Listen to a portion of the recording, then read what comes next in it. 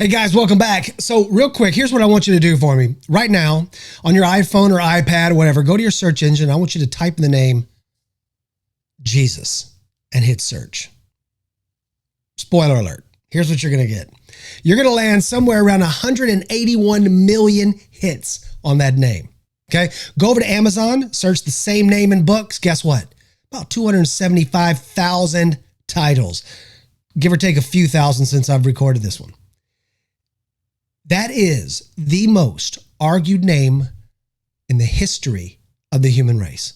And out of those millions of opinions, there's one answer that keeps floating to the top. One answer that sounds so reasonable, so safe, so easy to nod along to, right? That most folks never even stop to check it out and see if it's a real option.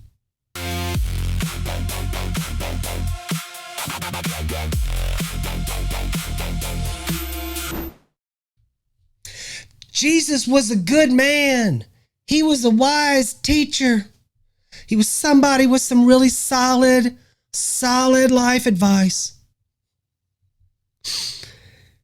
I'm here to tell you tonight, okay, that answer, because a lot of people like to say it, right? Jesus was a good man, a good teacher.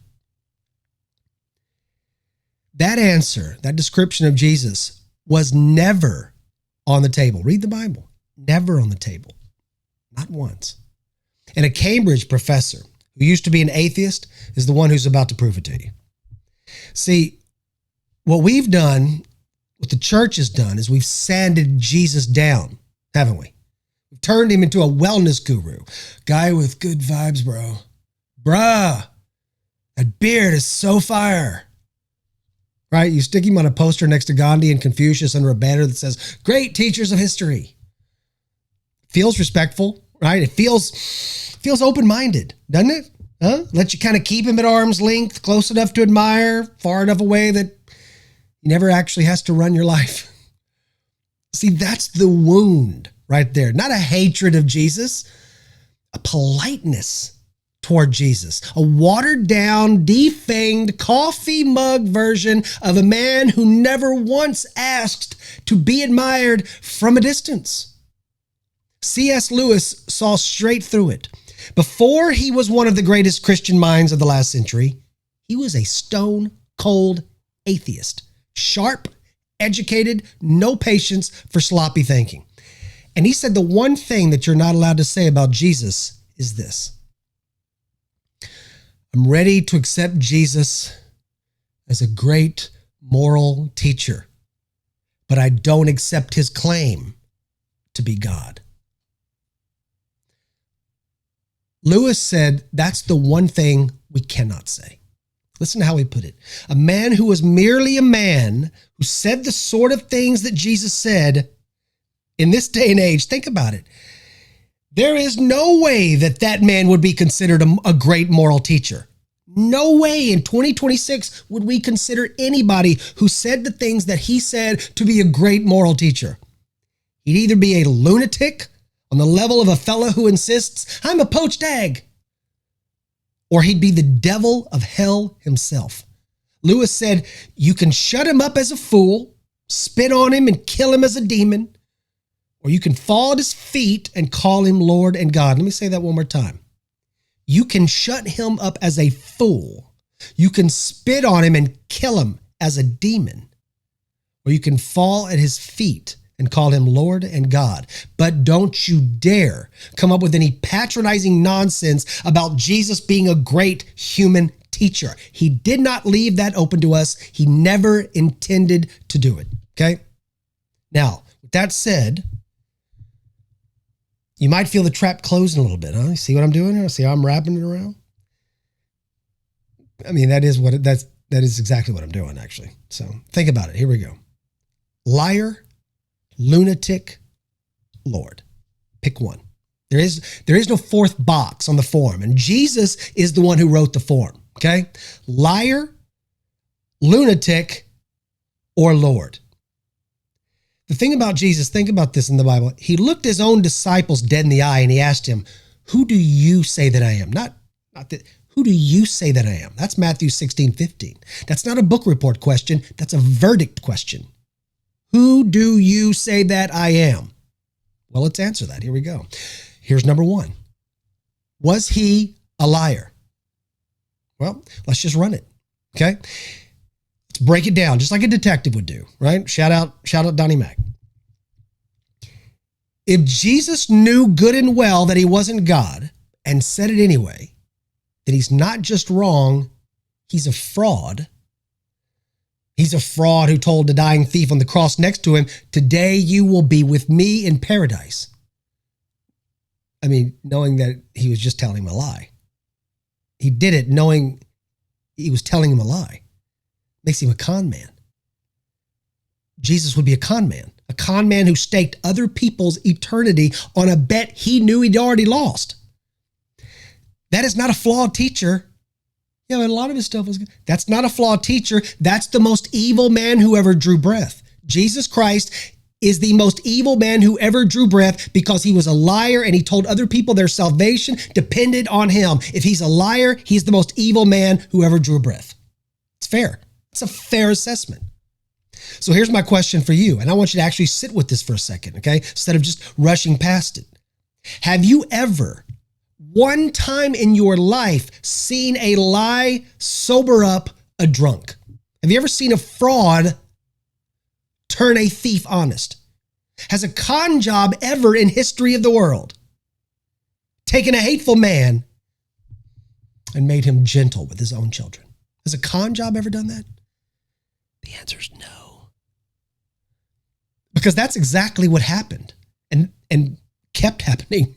Everywhere this man's name got preached, everywhere they heard the name Jesus, drunks got sober, thieves gave back what they stole, slave traders like John Newton wrote hymns about amazing grace instead of chains, whole nations that ran on cruelty got dragged toward mercy because somebody believed what Jesus said about who he was. A lie does not have that kind of muscle. A lie can trick you for a season, absolutely, right? But a lie cannot sustain 2,000 years of changed lives across every continent in every century. Fraud collapses under its own weight eventually. We can see that with other denominations. We can see that with other religions. A lot of contradictions. It falls apart, right? Apostates can't leave, don't leave, blah. We need you all right here with us. This didn't collapse. It spread across an entire planet. And another thing about a liar, if you think about it, a liar folds under pressure every single time. If the pressure's good enough, it folds. I don't care how good the liar is.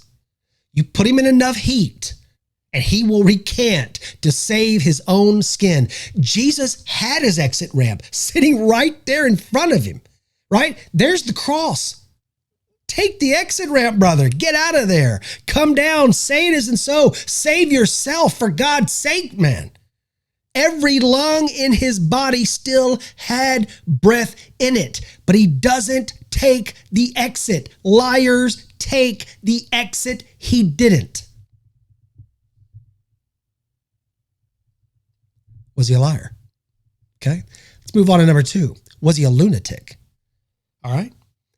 Maybe he believed it. Maybe he was sincere and just flat out wrong. The guy's crazy, doesn't know what he's talking about. The same way a fella can sincerely believe that he's Napoleon, right? It's possible. Sincerity doesn't equal truth, though, right? Think about what that sincerity would have to look like.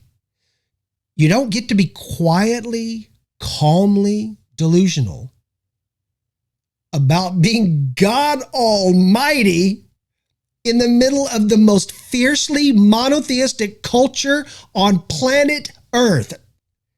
That's not a small crack in the mind. That's the whole foundation gone, baby. You are freaking loco. And a man with that kind of break doesn't stroll into it composed. He doesn't wash his disciples' feet the night before his own execution. He doesn't comfort a dying criminal while he's dying himself. He doesn't hand down the Sermon on the Mount, words so clean and so wise that unbelievers still quote them at funeral 2,000 years later. And ask yourself this plainly, just ask yourself this plainly. When's the last time a man having a full cuckoo? When's the last time a man having a full break like that in reality, right? He broke from reality. When has someone like that ever produced something the whole world still calls the greatest ethical teaching ever recorded? The guy is a freaking loony. And yet he somehow produced what the entire planet calls the greatest ethical teaching ever recorded. Are you kidding me? You don't get blessed are the peacemakers out of a cuckoo mind. You get chaos. You get raving lunatics, right? You get blah. Jesus gave you neither one of those. Was he a liar? We've shown he's not. Was he a lunatic? No. Now think about this. Some of y'all think you go to the official, right? The science, the study, the documents, right? And some of y'all have had somebody hit you with that Dan Brown line. Remember him? The Vinci Code. That the church didn't decide Jesus was God until the Council of Nicea 300 years down the road. Some committee vote, whatever. I need you to hear this plainly. Not going to spend a lot of time on this, but just listen, okay? That's fiction. It's fiction dressed up as history. The New Testament itself, written decades, right there in the same time frame as the cross, already called him God 2 centuries before Nicaea ever convened. The early church was calling him God from the very beginning. Nicaea didn't invent the claim. It just wrote down what the church had been confessing since the apostles. Okay? Pliny the Younger, Josephus, Tacitus, many of these people referred to him as people, they were saying that these people pray to him as God. Who do you say that I am? So here's where you land, right? Because there's nowhere left to land on the sidelines, really. Was he a liar? A lie that sobers up drunks and turns thieves honest for 2,000 straight years. You know that's not how lies work, and you know it. Was he a lunatic? A shattered mind that hands down the most quoted moral teaching in human history and dies for giving the men killing him. It's not how madness works. You know that too. That leaves one box. There's 3 boxes. You just checked off the other 2, said it can't be those. It leaves one box.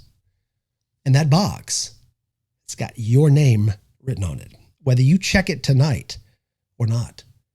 Okay? I've sat across the table from Jewish friends, Muslim friends, and I've run this exact case. Was he a liar? No, he wasn't. Was he a lunatic? Of course not. A lunatic? Absolutely not. Was he God? And before I can even finish asking the question, they're already shaking their head. Absolutely not.